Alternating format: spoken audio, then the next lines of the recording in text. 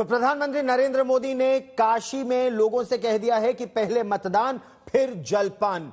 लेकिन देश भर की आखिरी दौर के मतदान से पहले क्या है स्थिति, देश भर से हमारे संवाददाता और ब्यूरो चीफ्स हमारे साथ जुड़ रहे हैं। कुमार अभिषेक वाराणसी से हैं, रोहित कुमार सिंह पटना से हैं, अनुपम मिश्र कोलकाता से हैं और चंडीगढ़ से कमलजीत कौर संधू हमारे साथ जुड़ रही हैं। अभिषेक, सबसे पहले आप ही के पास मैं आना चाहता हूं, क्योंकि जिस तरह से प्रधानमंत्री हर काशीवासी को कह रहे हैं पहले मतदान फिर जलपान, बीजेपी ने जो 10 लाख मार्जिन की बात कही है, क्या होगा? ये जो जीत की हैट्रिक की बात की जा रही है, कितना उत्साह है इस समय वोटरों में?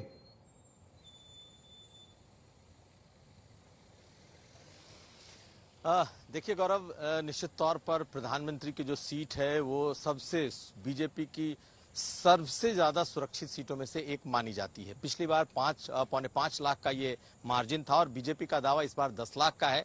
हालांकि 5 लाख 6 लाख कहां तक इसकी मार्जिन जाती है ये देखना पड़ेगा, क्या बीजेपी सचमुच इस सीट को जीतती है, क्योंकि इस बार विपक्ष ने भी कांग्रेस पार्टी ने भी जिस उम्मीदवार को खड़ा किया है वो प्रदेश अध्यक्ष हैं, हालांकि कई बार लड़ चुके हैं। लेकिन काशी का जो कनेक्ट है पीएम का वो दिखाई दे रहा है, जिस तरीके का आपका बयान उन्होंने काशी वासियों के लिए दिया।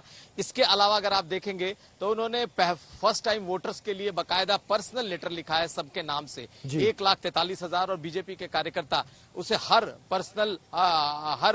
फर्स्ट टाइम वोटर के पास पहुंचा रहे हैं।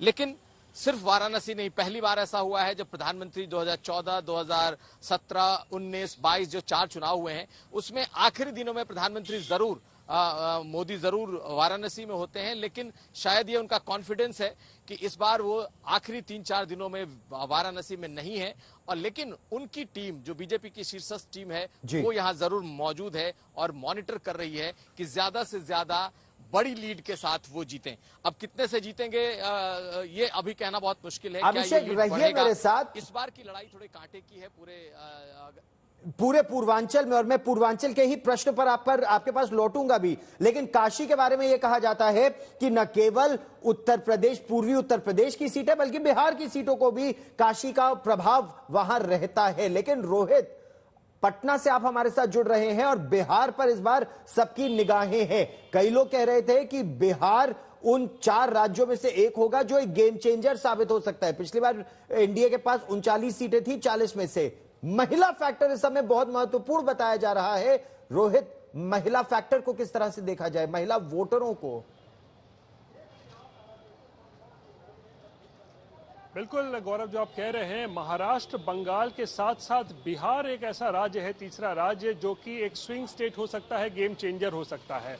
और शायद यही कारण है कि इसकी शुरुआत बीजेपी ने इसी साल के जनवरी महीने में की, जब नीतीश कुमार को महागठबंधन से अलग करके एनडीए में लाया गया था। क्योंकि ये बात शायद बीजेपी को भी एहसास था कि बीजेपी के साथ अगर नीतीश कुमार और उनका जो वोट बैंक है वो अगर साथ रहता है तो वो एक जबरदस्त कॉम्बिनेशन साबित हुआ है पूर्व में भी, और उसका फायदा मिल सकता है। और इसी कारण से नीतीश कुमार जो है वो आए हैं एनडीए में। और आप अब महिला वोटरों की बात कर रहे थे, तो देखिए महिला वोटर पिछले कई चुनाव में हमने देखा है नीतीश कुमार के लिए साइलेंट वोटर्स के तौर पर काम करती रही हैं। और साइलेंट वोटर्स जो है महिला, वो नीतीश कुमार को जब वोट करती हैं तो फिर उसका फायदा जो है उस गठबंधन को मिलता है जिस गठबंधन में नीतीश कुमार होते हैं।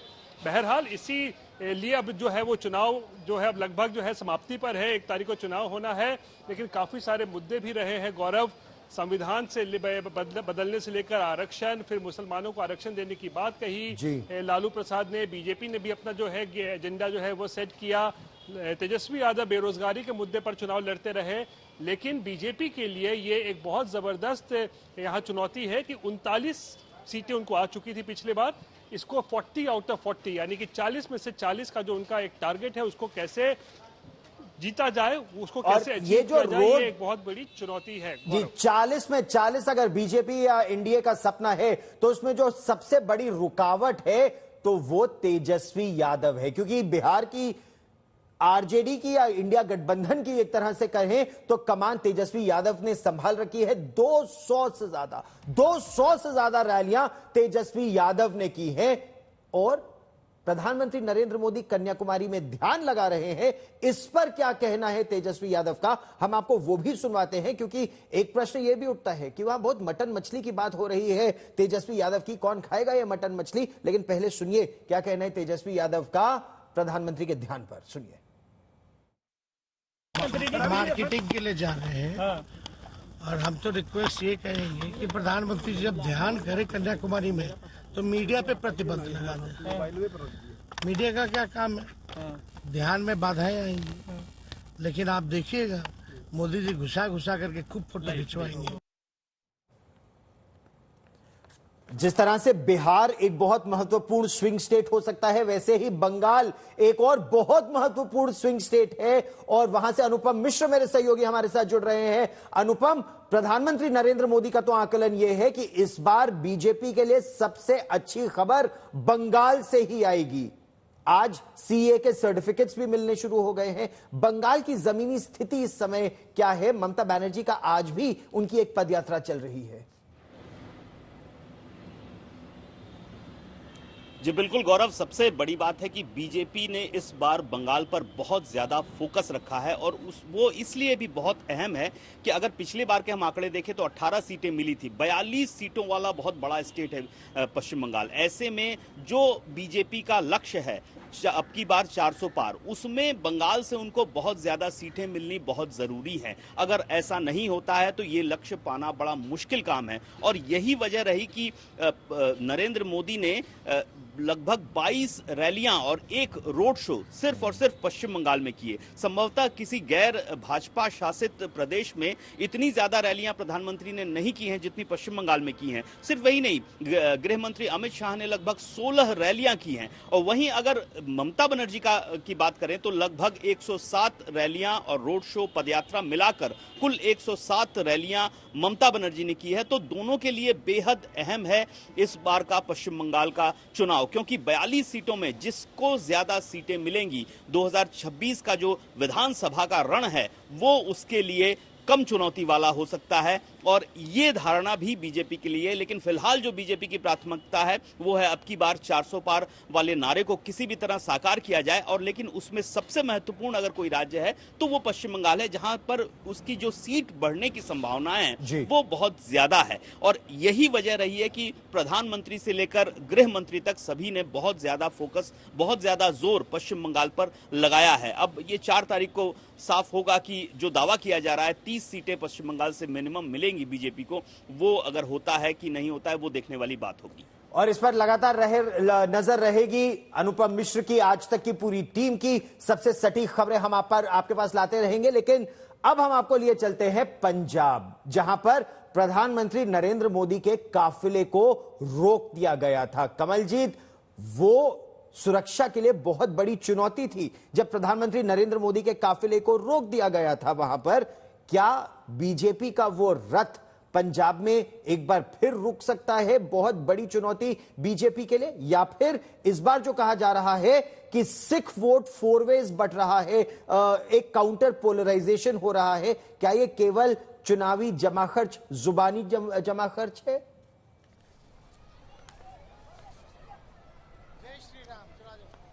देखिए, यहाँ पर अग्नि परीक्षा है बीजेपी के लिए, क्योंकि यहाँ पर 13 सीटों में पहली बार बीजेपी हर सीट पे लड़ रही है।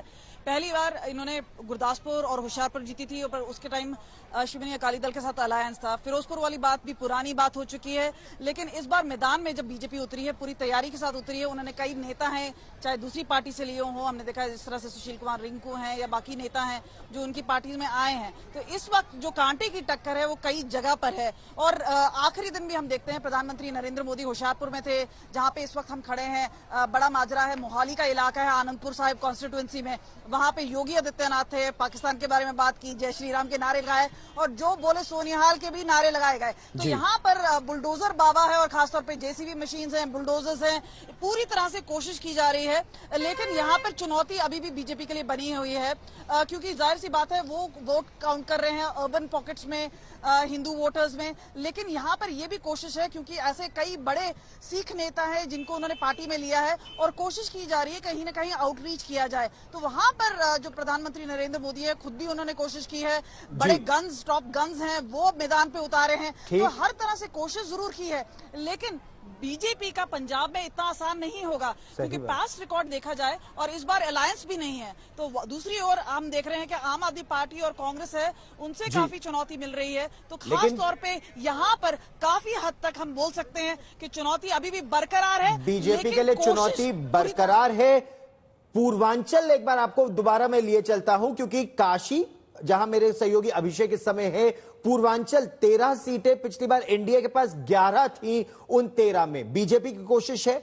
ये जो बाबा का बुलडोजर इस समय आप देख रहे हैं पंजाब में, बाबा का बुलडोजर, मोदी का नाम और बीजेपी का काम, क्या दो युवा एक साथ आए हैं, वो इस रथ को रोक पा रहे हैं पूर्वांचल में? अभिषेक,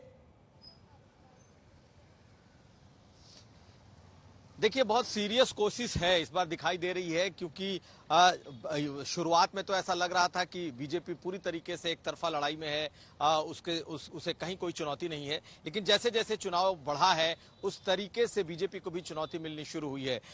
जिस तरीके से संविधान की बात आई, आरक्षण की बात आई, जॉब्स की बात आई, उसने बहुत हद तक बीजेपी को नुकसान पहुंचाया है इस चुनाव में। लेकिन ये नुकसान कितना है, क्या ये इतना नुकसान है कि बीजेपी हारेगी, ये कहना मुश्किल है। हालांकि बीजेपी के लिए पूर्वांचल सबसे अहम इस वक्त बना हुआ है, क्योंकि जो 2 दिन के बाद यहाँ पे मतदान होना है, यहाँ कुल 13 सीटों पर होना है। वाराणसी को छोड़ दीजिए तो बलिया बीजेपी के पास की सीट है, इस बार चंद्रशेखर के बेटे को उतारा है बीजेपी ने।